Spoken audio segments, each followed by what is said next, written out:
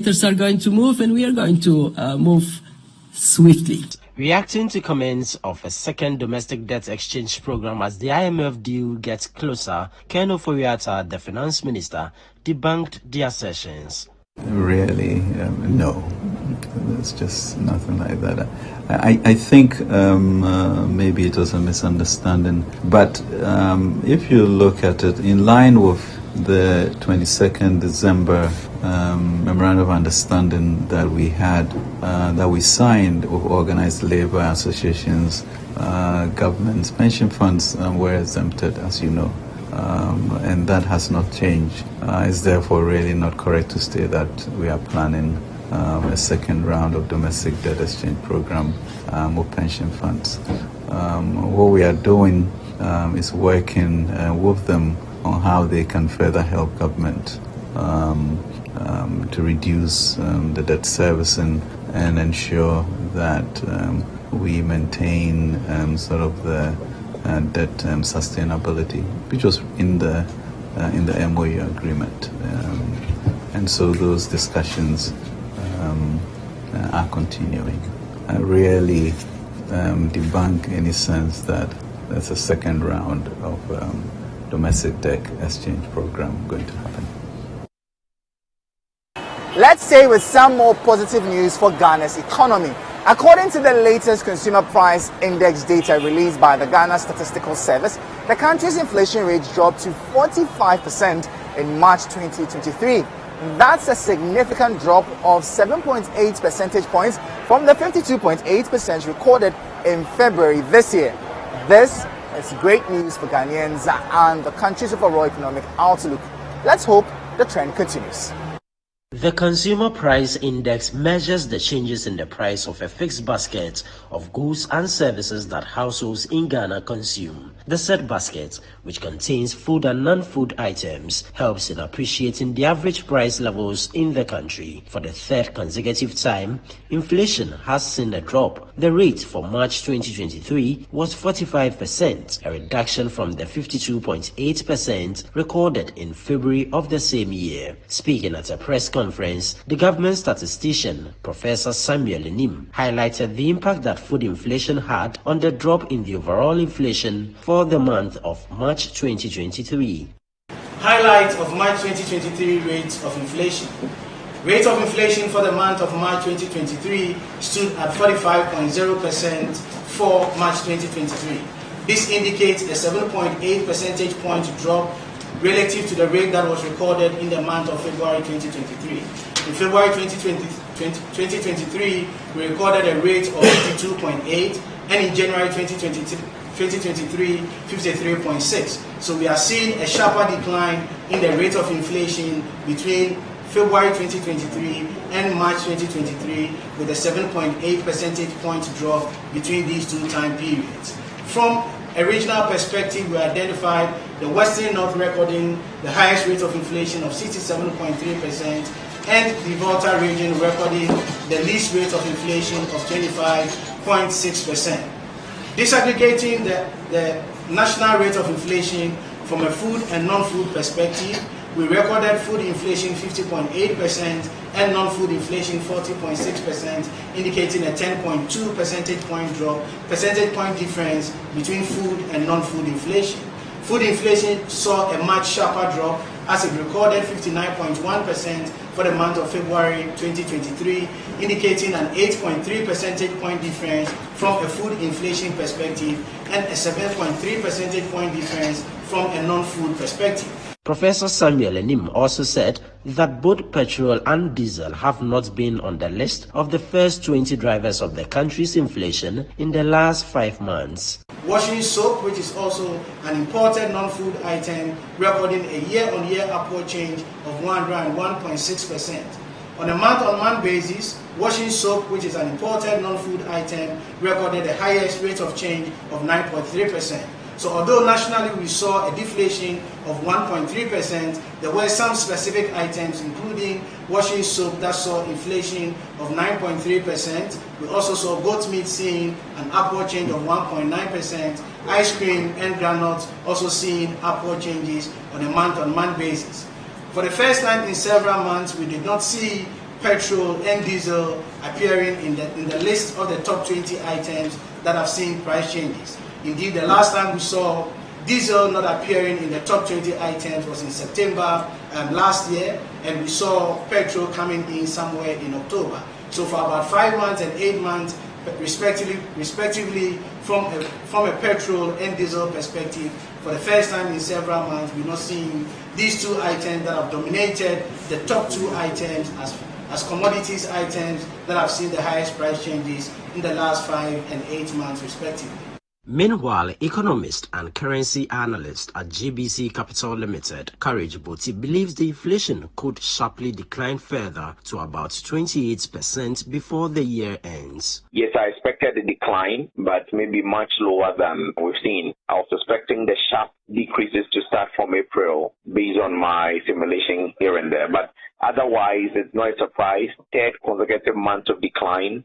We have seen the worst of inflation. We can now say 54.1 in December was actually the peak of inflation. And at this pace, with this momentum, you can expect sharper increases going forward, driven largely by a favorable base drift and then current developments where you've seen over the last few pricing windows, fuel prices decline at the pumps. You've seen also the exchange rate, even if still volatile, have shown a trend of some resilience. And so I guess we are in that period now where you can expect that inflation will go down like the way it went up, where you would see sharp declines in the next few months until it evens out. And the expectation is that we could be ending the year around 28, 29% levels if everything holds constant.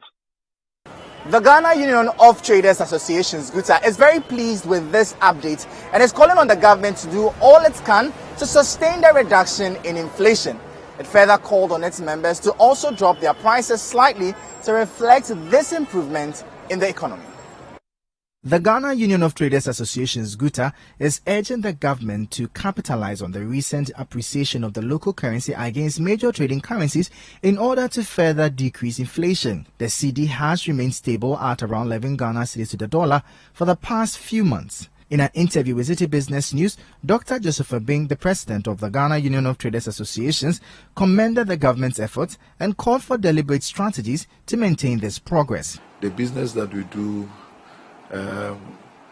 thrives on turnover, and when the purchasing power of the consuming public is reduced to the barest minimum, it means that they are unable to buy much as they used to buy, and then we are also unable to service our loans and all that. So it is then important to work on reducing the inflation rate to as it were before.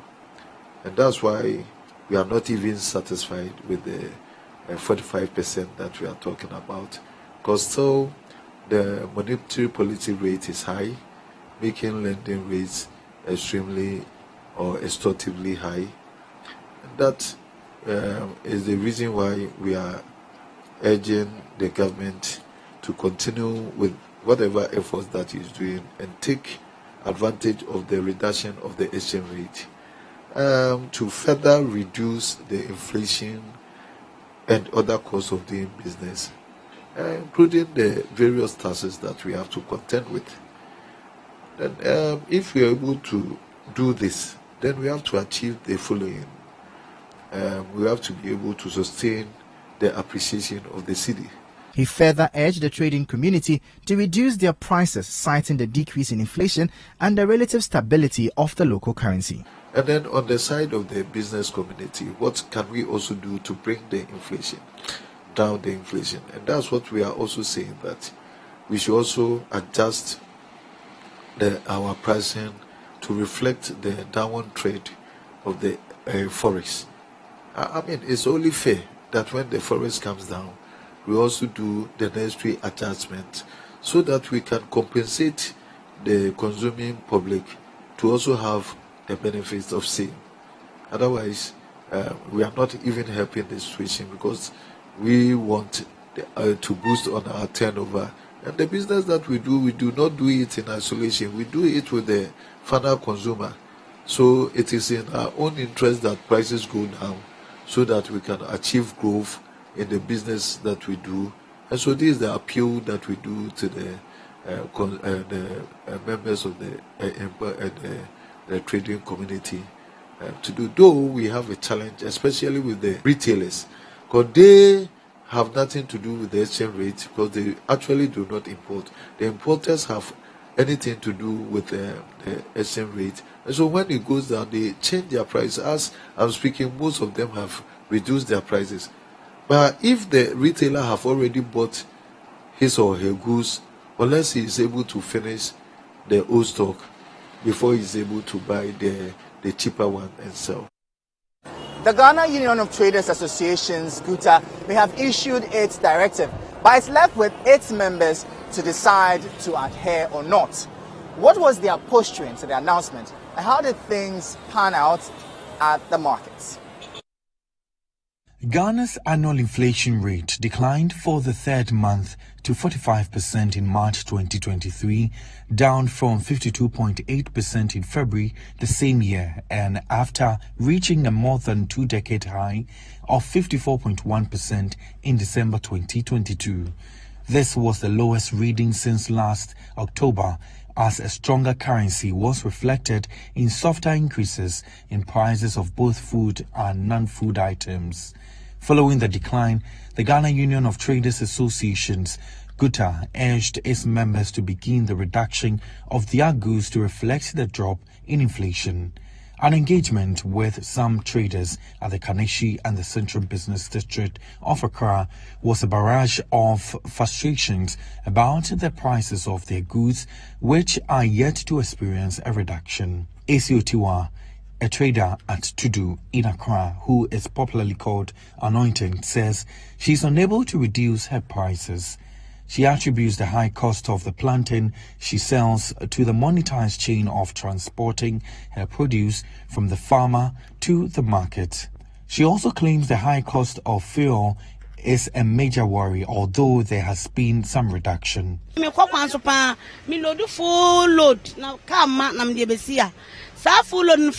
2 years, na me tuala fair. Me load sa full load me 12 million. And then me load sa car on the back, me 45 million. Sa full load me load am 45 million. Sa 45 million. Na who so nsinya e be buru 60 million. E me ba bedu ha. Me bedu a afi na me beti sa 60 million ni e wo sa bodie ya mu. Na bodie nso ekueni ni so okofa ne so no. Ono so car na ekofa bodie fie fom ya na bodin. And so, soon to me, found my body and for 4 na me and a mentor. Almost as with you loan, the year phone the money. Into the now, but ya, I will loan him into a ban on so by a so at the mamma, Miss Meba. Now, Miss Mamma, so that means we found I'd never J. F. M. and yes, sir. Penny for no cofania man if you are going to Mbano. They know yet the any buja, intimate to quine. Can say and quack on to Mcofania man, to all my cofania man.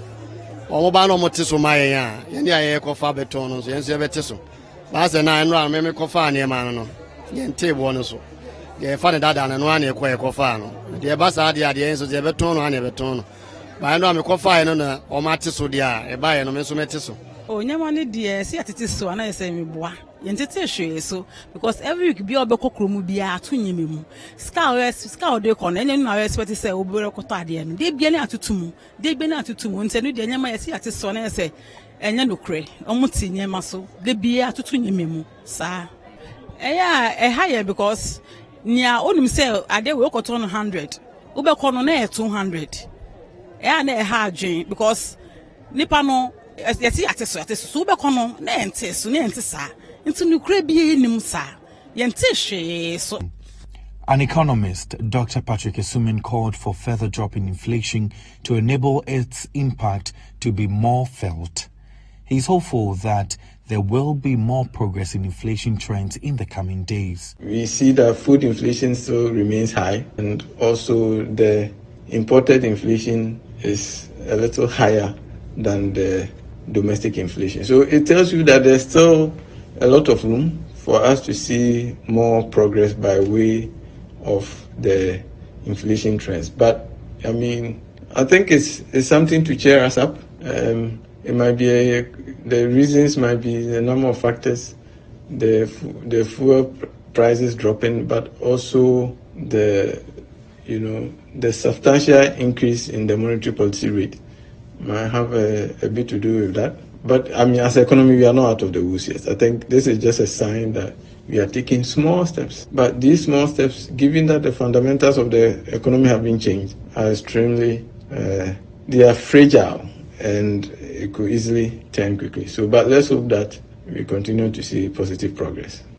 For the president of the Ghana Union of Traders Associations, GUTA, Dr. Joseph Obeng, traders ought to be measured in their criticisms as the association understands the challenges they face. I can say that most commodities have started seeing a reduction in prices. You are a journalist, you can go to the market and you see that when the exchange rate goes down, definitely.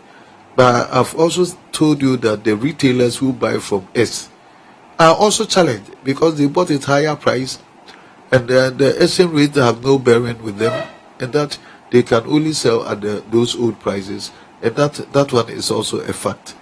And so people should be measured when they are criticizing or subjecting us to critique and all that. Yeah. It looks like there could be some trouble brewing for the government, especially with the introduction of the Growth and Sustainability Levy.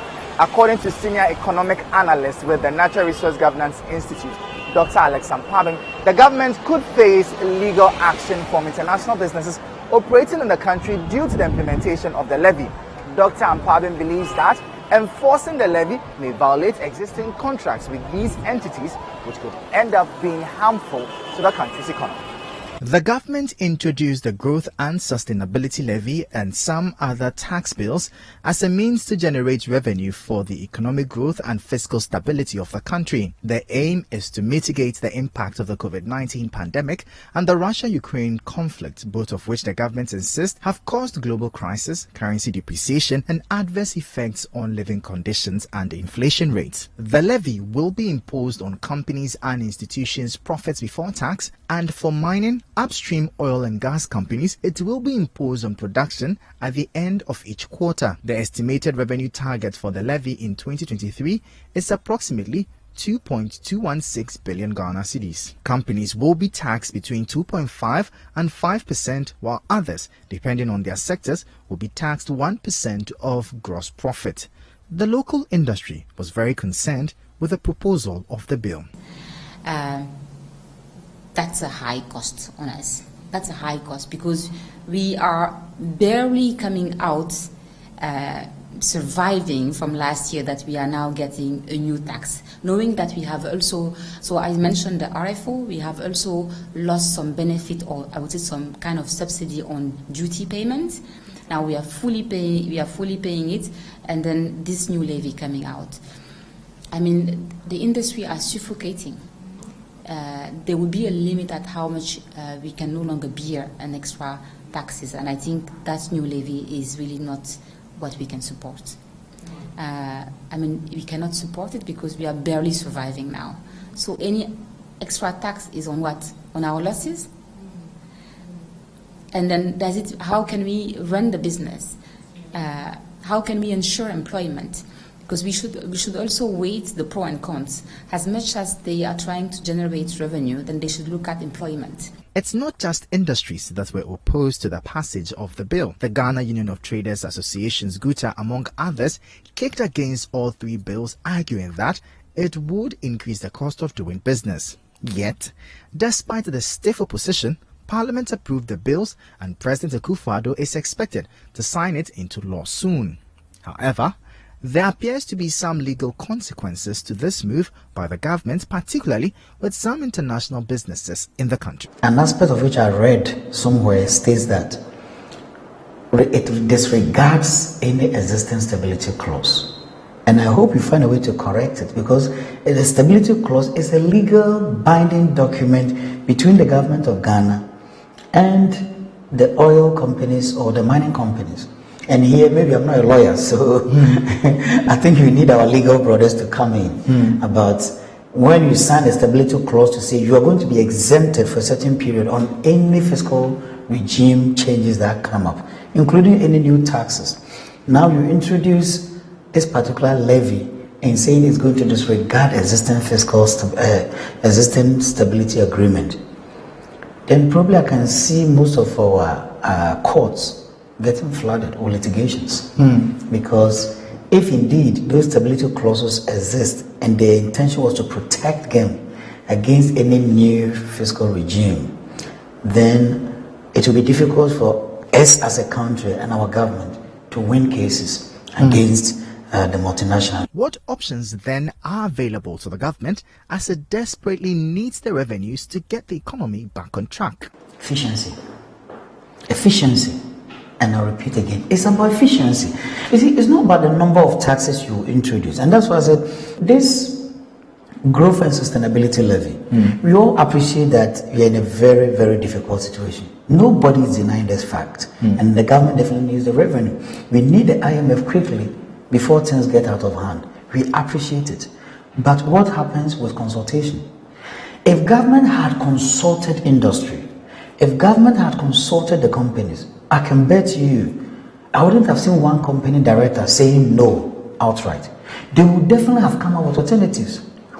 A typical alternative could have been, okay, we're in difficult time, allow us to operate and then maybe increase our corporate taxes.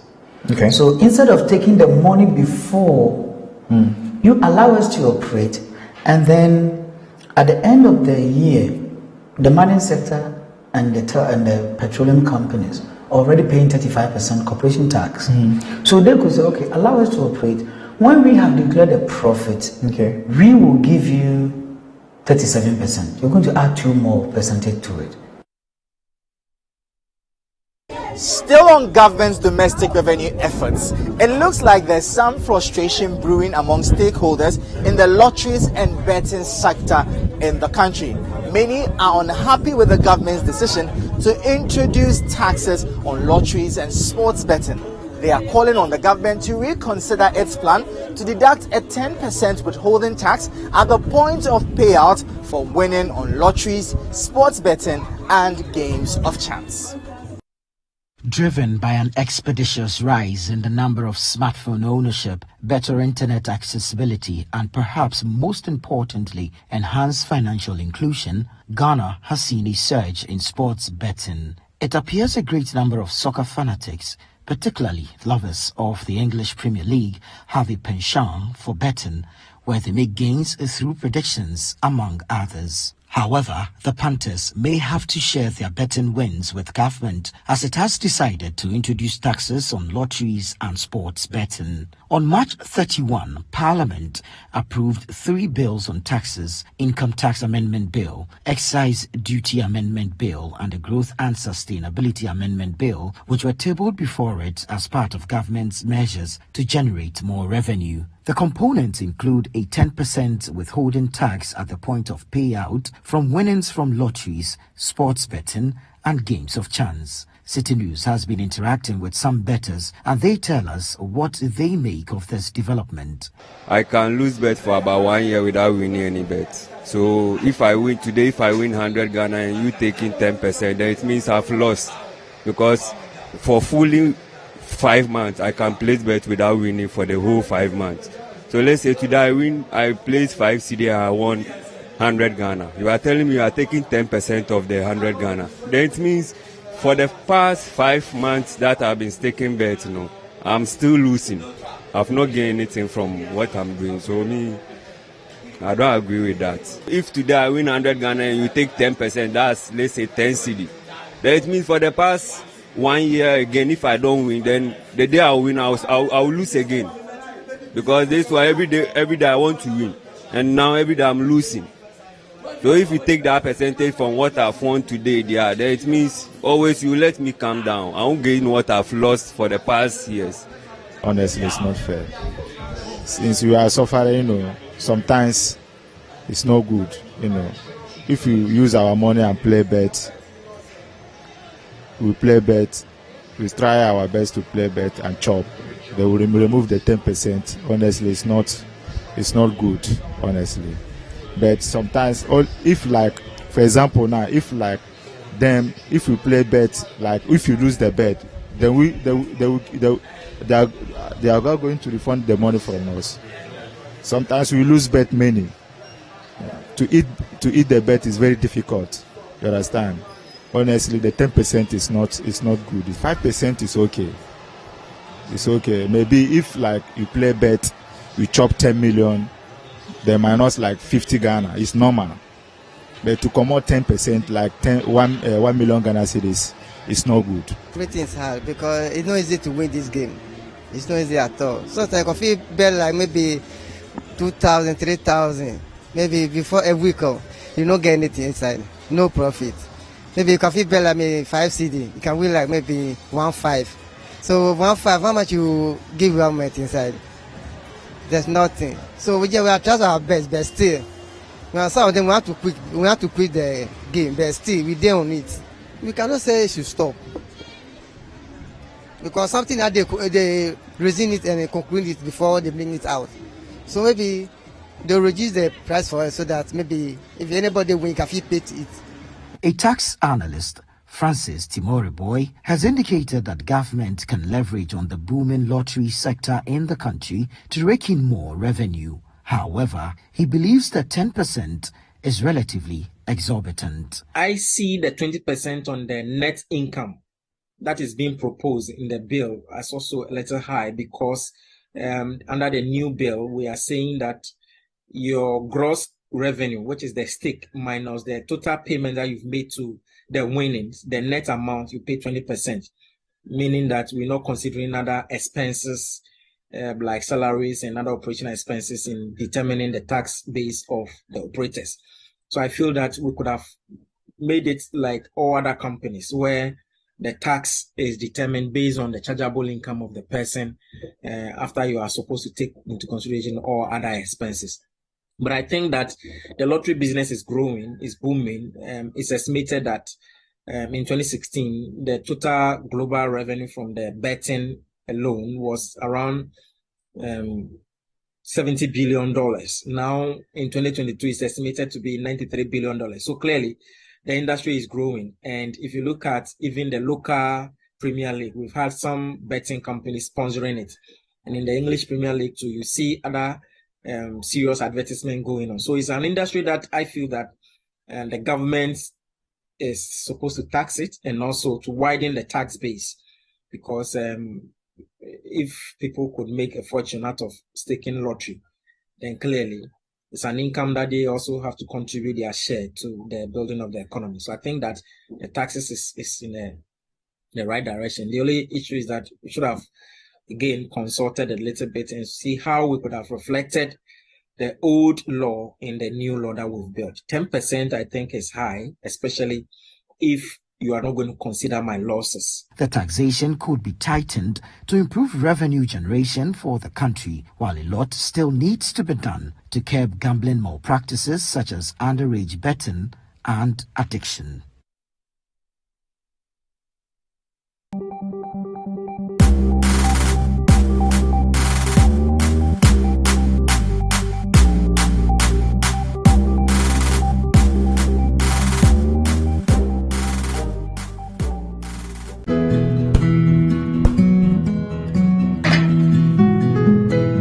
Is the neighborhood I'm having my twins. The very reason why I took it for us. See, the price is very good and it's spacious to contain all of us.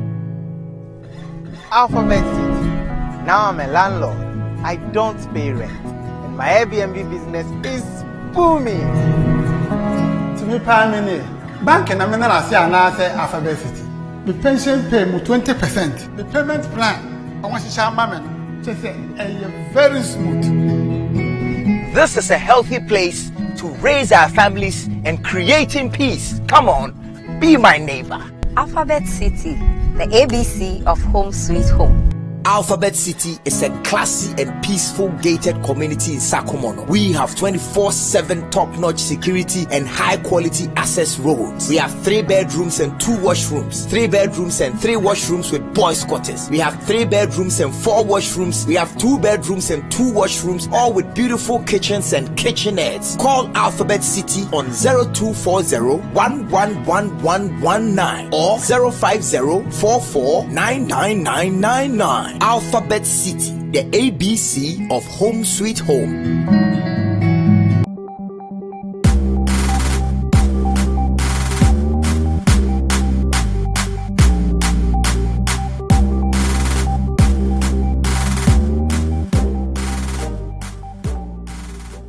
Did you try buying fuel from GOIL during the Easter festivities?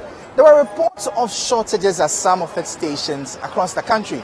The Chamber of Petroleum Consumers was quite concerned about this development, but management of the oil marketing company came out to clear up issues.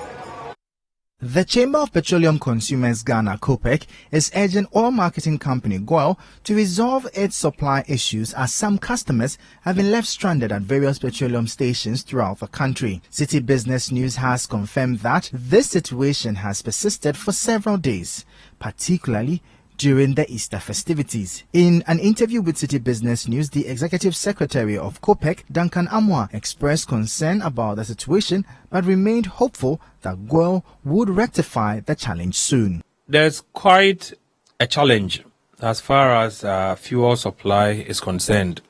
For some of the outlets that I personally checked, you don't get the fuel at all, both petrol and diesel. For some, you are lucky to get diesel in stock.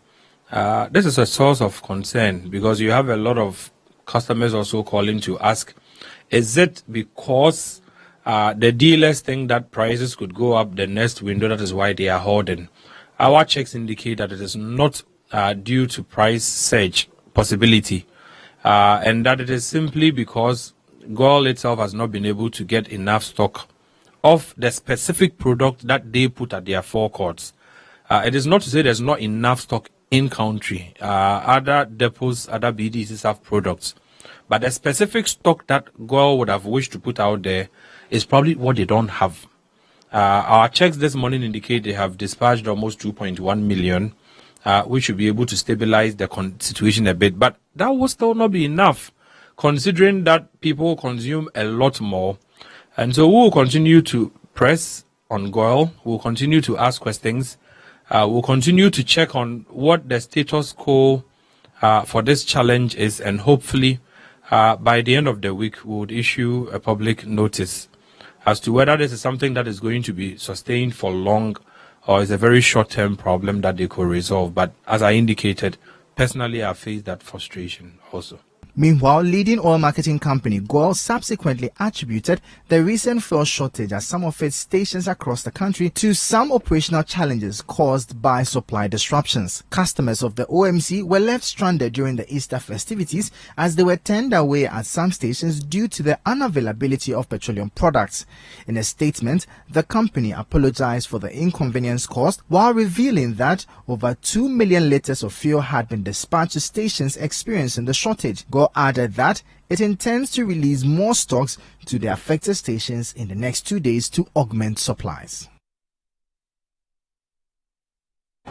The Ministry of Fisheries and Aquaculture Development has announced plans to commission 20 new premix automated outlets at various locations across the country by the end of 2023. The ministry hopes that most of these sites will be completed and start dispensing fuel in the coming months. Moses Enim, the Deputy Minister of Fisheries and Aquaculture Development, made this known at a recent stakeholders meeting in Accra, where they were discussing the 2022 close season project. It's great to see government taking steps to enhance the fishes industry, and we can't wait to see the impact on the industry. Interacted with delegates at Cape Coast and Elmina on March 30, 2023 during a campaign tour, former President John Mahama stated that he will abolish the closed season observed by artisanal fishermen, but will maintain that for industrial vessels, whom he said were destroying the ocean and breaking Ghana's fisheries laws. But the Fisheries and Aquaculture Development Minister, Mavis Hawa-Kumsin, reacting to the former president's comment, said she was disappointed at the utterances because the close season were beneficial. I don't see a reason why a former president of Ghana will stand somewhere and say when he comes, he will cancel the close season. The close season is a law. It's backed by law. And so if you say you close it, then I beg to differ. He was the president of this country, and under his watch, there was cycle in this country. And we have all cried on this cycle issue that the trawlers are killing our artisanal fishers. So if you want to stop the cycle, then first of all, you have to also stop the artisanals also from doing their illegal activities. Then you can stop the industrial people. This year, canoe and inshore fishermen will observe the closed season from 1st to 31st July, while industrial trawlers will also do so from 1st July to 31st of August. On the issue of premix fuel distribution, Mavis Hawa-Kumsin indicated that her ministry will soon commission completed premix automated outlets in different locations of the country by the end of the year to control issues of hoarding. Meanwhile, the Deputy Sector Minister, Moses Anim, indicated that to achieve the shared objectives, there is the need for collective thinking and collaborative work. I know that fishers are now relieved that the premix fuel distribution has resumed since March 2023 to curb the issues of middlemen, hoarding, and among other issues.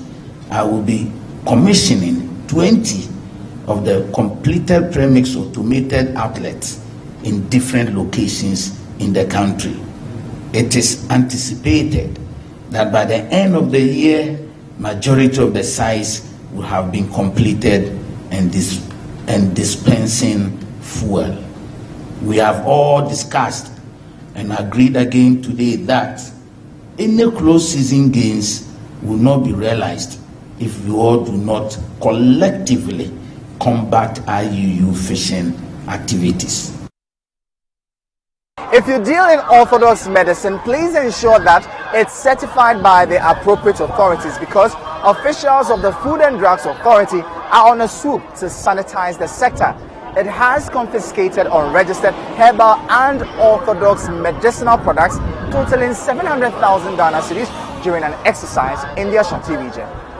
The Food and Drugs Authority has intensified its market surveillance exercise and says it is on a high alert to clamp down on illegal pharmaceuticals, which include body enhancement products at retail markets in the Ashanti region. FDA officials and police seized the items from a single retail shop after they swooped the Alaba market, which has become a common place for the sale of unregistered and unwholesome drugs. The authority, as part of the exercise, recently collaborated with the police and arrested 3 persons for similar offences who are being processed for court. Ashanti Regional Head of the Food and Drugs Authority expressed concern about the influx of unregistered and unwholesome medicinal products in the market. These products will never be registered by the Food and Drugs Authority.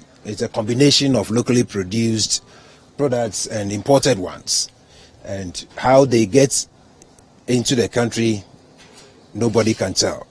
But when you beat the entry points, we have approved entry points, and we have FDA officers at all the approved entry points. However, the porosity of our borders allows some of these things to come through unapproved and unmanned entry points. And those ones, because of our market surveillance activities, we are able to get them out of the market. So if you beat the immigration, we'll get you at the spot. The FDA has cautioned members of the public to desist from patronizing such products on the market. Now, when you report of an untoward experience, which basically we call it adverse drug reaction, we need to trace back to where you got it from. Now, you bought it from somebody who is on the move. How are we going to get them? So it is dangerous to buy drugs at the undesignated places, not on moving vehicles. Interestingly, when we arrest such people, you have the people in the community we are protecting coming to beg for them. And we want to caution that if you have any advice, give it to the people now before we catch up with them. Because once the law catches up with them, the law will take its course. And this goes to everybody who wants to interfere with the kind of work FDA does. It is in the interest of the nation. The health and safety of the nation must be protected. And that's what FDA does. Officials say the exercise will be extended to other retail markets where such products are sold. It looks like the Namibian High Commissioner to Ghana is making some important connections between the private sectors of the two countries. During her recent visit to the Central Region, she expressed optimism about connecting women in SMEs in Namibia and Ghana. The High Commissioner also emphasized the need to improve intra-Africa trade between the two countries and urged them to take advantage of opportunities provided by the African Continental Free Trade Area Agreement. According to the Namibian High Commissioner to Ghana, Her Excellency Selma Ashpala Musevi, her visit to the region is aimed at strengthening the trade relationship between the two countries. She urged both countries to take advantage of the relationship being spearheaded by the African Continental Free Trade Area Agreement to improve trade relations between them. The High Commissioner indicated her resolve to particularly connect the private sector of Namibia to Ghana and champion the cause of women in the industry to take advantage of the vast African market. The High Commissioner visited the Mintimazi Palace to interact with traditional authorities, the Kwa Research and Manufacturing Company, and the Food Processing Company to get a better understanding of their operations. Speaking to City Business News after her visit, High Commissioner Selma Ashpala Musevi called on the two countries to work together. What I want is to connect the private sector of Namibia and Ghana, especially women who are in SMEs, so that we can take advantage of this vast African market. I am so impressed the level of industrialization that is taking place. All we need to do as Africans is to get to know what we are producing, then we can trade. I've seen so many opportunities. I've met vibrant women who are in the production of artifacts, foodstuff. At the moment, I'm actually at an upcoming factory where they are producing spices. So I'm very happy, and I have no doubt that my visit to the Central Region is going to be a great success. The High Commissioner, who was happy over the level of industrialization in the region, says her visit will impact positively on the fortunes of her country. Two countries with very good relationship, and taking into account that we are living in the era of intra-African trade, being spearheaded by the African Continental Free Trade Area Secretariat, I decided to come to Central Region to come and explore business opportunities. It's always heartwarming to hear about organizations working to empower vulnerable communities, and it looks like ActionAid Ghana is doing just that. Samuel Saboli, the organization's project manager for combating modern slavery, recently spoke about their plans to implement alternative livelihood projects to support those in need. This was announced at the handing over of startup packages to 34 beneficiaries in the German North District of the Bunu region. 34 beneficiaries in the German North District of the Bunu region have been trained in detergent production, animal rearing, catering, beekeeping, mushroom farming, soap making, pomade production, vegetable farming, bead making, makeup, and baking, and provided with startup materials to improve their economic power. Samuel Sabuli, ActionAid Ghana's project manager combating modern slavery, says the organization will implement alternative livelihood projects to empower the vulnerable in the society. We designed the Alternative Livelihoods Project activity to empower vulnerable persons within our communities. And out of that, we targeted a total of 400, as my regional manager indicated, and we successfully reached a total of 381 vulnerable female-headed households across the 4 regions of the project in the 12 districts of the 100 communities that we work in. So within that broad context, we have provided a total of 16 skills set of trainings, ranging from soap making through to dawa processing, gari processing, beekeeping, mushroom farming, and so many other skills areas that we have been working in. Then also, as part of our collaborative effort, we have worked with key government stakeholders who have the mandate to provide livelihood skills training. And in this regard, I'm talking of the Ghana Enterprise Agency, and they also working through their business advisory centers in the 12th district, provided a training for our beautiful beneficiaries, as you see seated here. So it has been a collaborated effort trying to leverage on each other's strengths to provide the best of care and services that we can have for our beneficiaries. Some of the beneficiaries had this to say on the training they have received.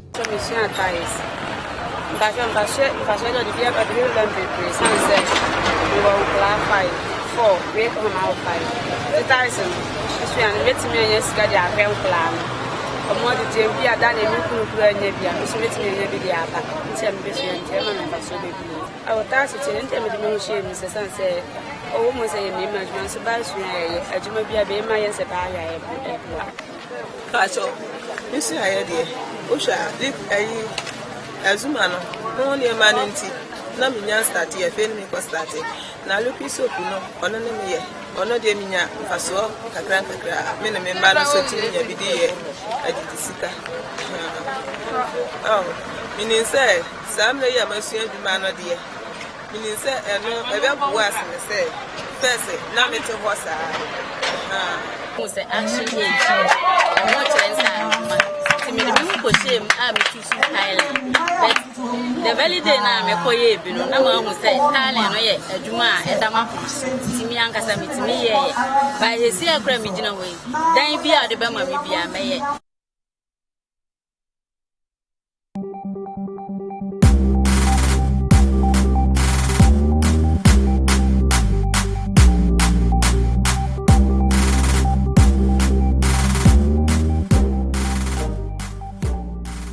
So that'll be all for today's edition of the Business Weekly Show here on City TV, your most watched business show in the country. If you want more business stories, please check out our website, citybusinessnews.com. My name is Michael Obodu. Let's connect on Twitter at @mobodu. Catch you same time next week. Stay safe, stay informed. Bye-bye.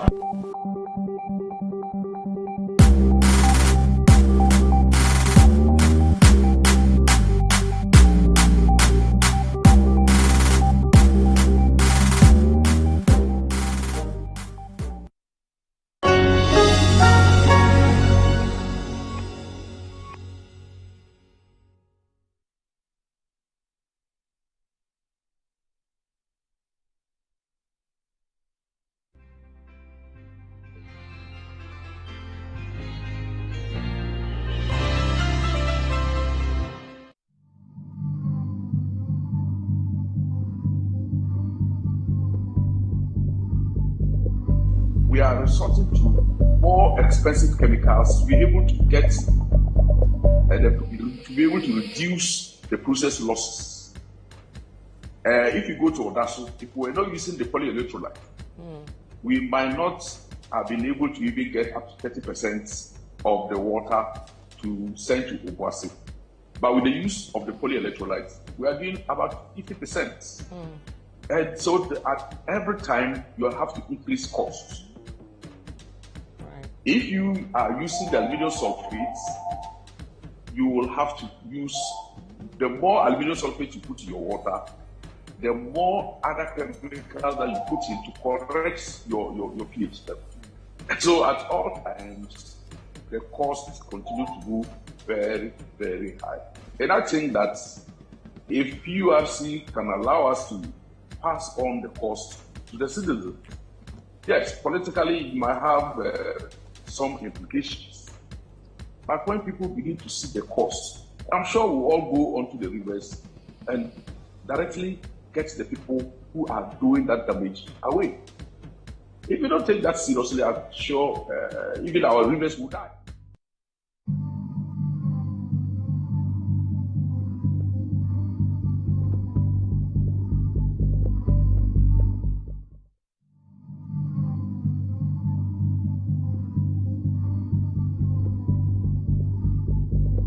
The main issue has to do with how much we can invest to reclaim the lands. That is the starting point. Most of the rivers have been diverted and they've lost their courses. We need to regenerate these rivers. The investment requirement for that alone will have significant burden on the state. And how quick we recover, in terms of the water resources depends on how much we invest on recovering the land. Land and water is connected. You can't clean a river when your land is dirty. So, do you have an idea of figures, in terms of figures? In terms of money, no, but I think it is going to be very huge. It will take a very long time for this country to be able to, apply in that kind of investment into the system. Because we have to cover all this, I call them robbery pits. Right. And then we have to grow grasses, we have to stabilize the river banks, we have to recreate the rivers, and even that, we are going to have chemicals that will stay in the sediments for a very long time. We may probably get as close clean water to Ghana Water Company in the next 10 years. The next 10 years. If we are able to, to invest that amount of money.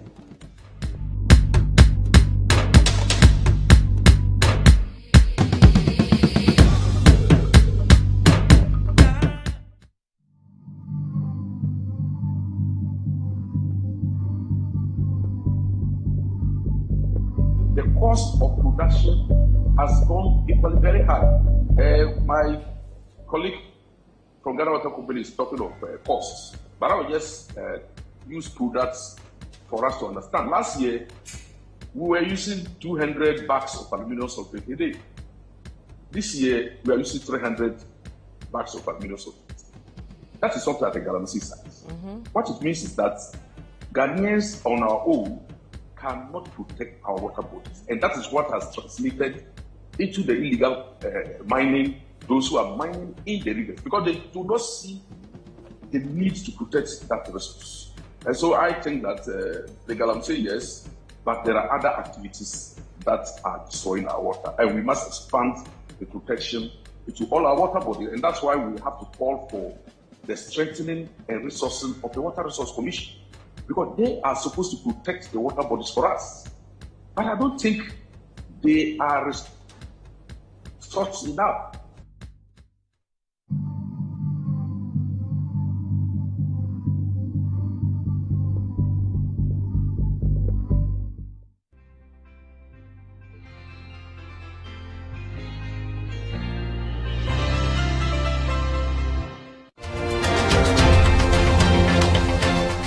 Regardless of what your point of view may be, he holds a mirror for you to see the reflection of reality. Two young men, brilliant student, best student in his school. He says, I believe in this as my identity, my religion. You say no. You won't take him because it breaks discipline. I think we should not be at the wrong side of history. Dispassionate opinions that shape your point of view. As for the president's credibility in terms of anti-corruption, I'm afraid to say it's in tatters. An analytical and non-partisan I'll give you a point proverb, of view. and I can proverb. So Patrick Kwasi Obama it ain't. This year, forget it. Dialogue that informs your socio-political point of view. I'm young enough to wait for God's opportunity tomorrow, and I'm not in a haste. Are you lacing your boots for 2024? Absolutely not. You are not lacing. What time you see the shoe everywhere? Whether they are even boots? No, it's not Kambu. A chance for the duty bearers to provide the citizens with an honest point of view. We are being given rare and privileged access to a building which is part of the National Operations Directorate. And we are so determined, to fight all manner of crime. Even the broad daylight robberies that we seen and the footage seen, we can say that we are going all out, to make sure that we contain them.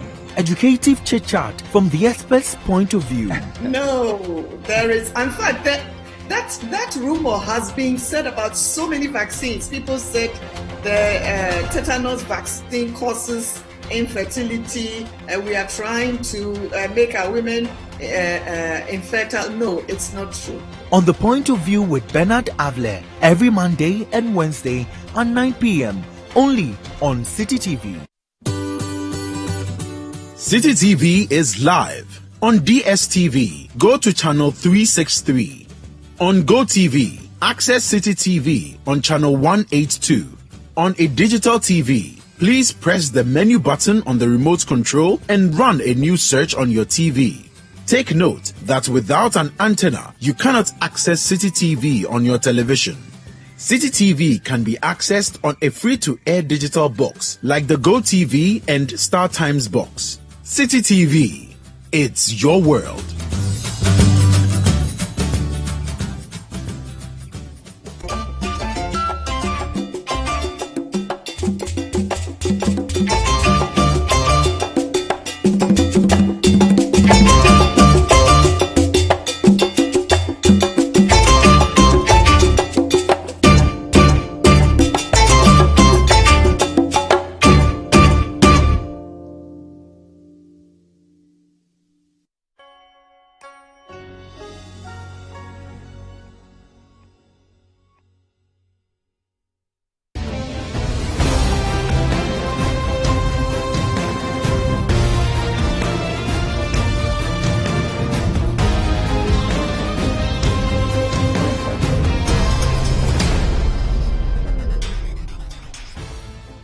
Welcome to Footprint. My name is Samuel Atamensa.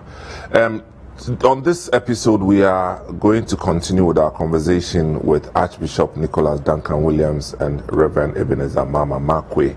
And for those of you who missed that one, you can go back to it on YouTube. But we have them here, and it's going to be very interesting. And I have personal challenges with how people have either misappropriated some of the experiences and the doctrines, and whether there's any way out. And my pet challenge is the prophetic, the Old and the New Testament, how we interpret things. So this is not the reason why we are here, but permit me, I will push it inside so that we all have illumination and understanding.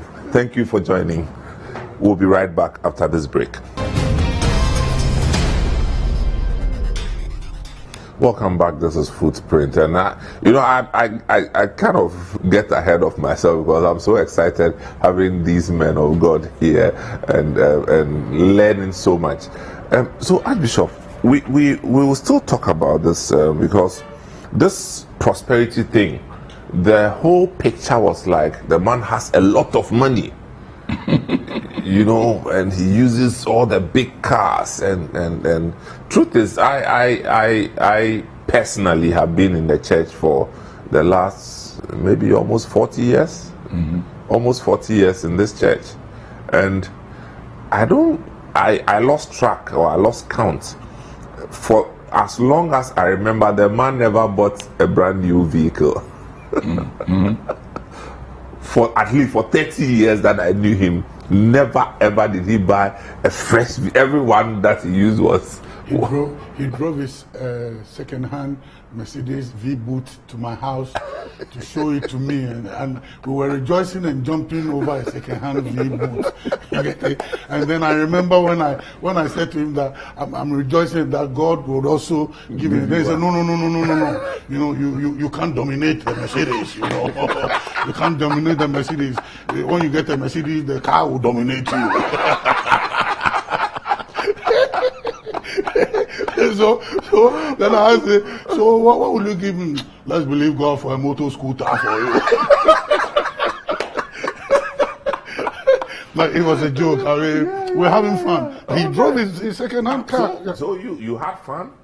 Oh, we had a lot of fun. We had mighty fun. I mean, mighty fun. Even in serious moments and in crisis moments, we had fun. You know, I remember the first time when he was going to start his church in London. I mean, the London branch. And then he called me, so I was handling the all-night. And after one all-night, or two all-nights. But that's why you used to live in London. I used to live in London. And then I think Ola, the late Ola Williams, he had boasted that he had never fallen under the power before. And that day, he fell and broke church pews, you know. Oh, wow. And then the day, I mean, after that, some of the church members went to him to tell him that they were going to invite me to a restaurant. And then his sermon was, I've been preaching for you and blessing you, and you have never invited me to heavy restaurant. Markway just comes and preaches, and you are inviting him to heavy restaurant. I didn't go. I won't go. I won't go to any heavy restaurant. But coming to some of the challenges that came, the backlash, the persecutions, the misunderstanding.